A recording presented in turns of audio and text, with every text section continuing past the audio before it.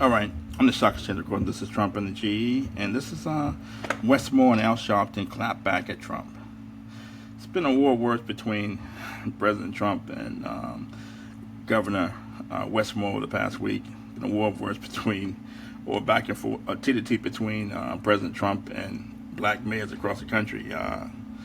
Brandon Johnson in Chicago, Brandon Scott in Baltimore, the former mayor of Chicago, Karen Bass in Los Angeles, and Trump is taking has federalized Washington D.C., which is his right because D.C. is a federal city, and now the Metropolitan Police now reports to Attorney General Pam Bondi. It's an embarrassment for a major city, and he's threatened to federalize other cities as well.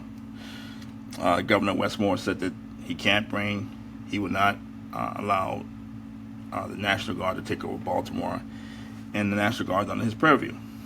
He will only allow National Guard to be involved in mission critical sort of areas or events that are mission critical. Trump then threatened to withhold funds for rebuilding of the Key Bridge, and now the governor's on television with Al Sharpton clapping back at Trump on the Key Bridge and other matters.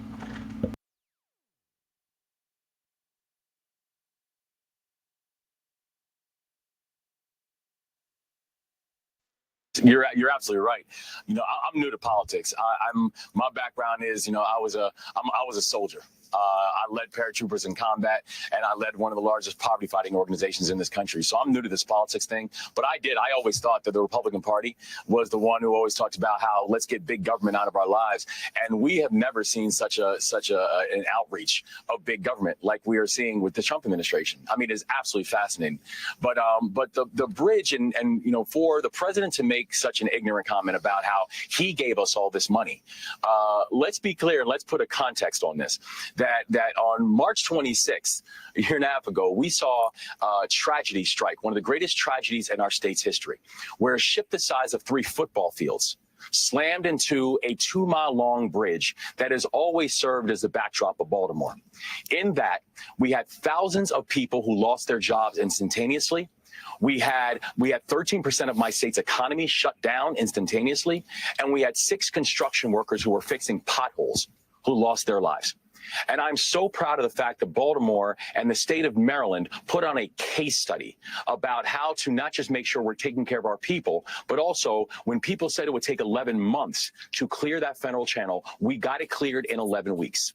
And we have had the same kind of progress and same kind of speed when it comes to rebuilding of the bridge. By the way, the 100% cost share that is now being done between the state of Maryland and the federal government was not authorized by Donald Trump. It was authorized by Congress, and it was authorized by President Biden. And so for the president to talk about, President Trump to say how he's, quote unquote, given us all this money, not just is it deeply disrespectful and factually inaccurate, but I hope he understands that the communities that are most hit by that are communities like Dundalk, which, by the way, are communities that actually voted for the president. So once again, the president's showing that this is not about policy. This is not about supporting your people. This is not about what it's going to do to port workers and small businesses. This is an ideology. And it's a deeply dangerous ideology. And frankly, again, something he's talking about pulling that he did not give us in the first place.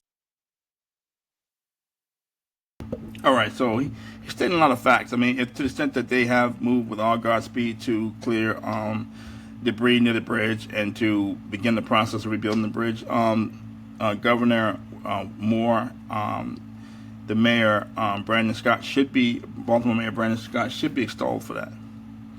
To the extent to try and get that bridge back up. It's important to Baltimore's economy. It's important to the U.S. economy, especially those mid-Atlantic states who need to ship goods and services through the port of Baltimore.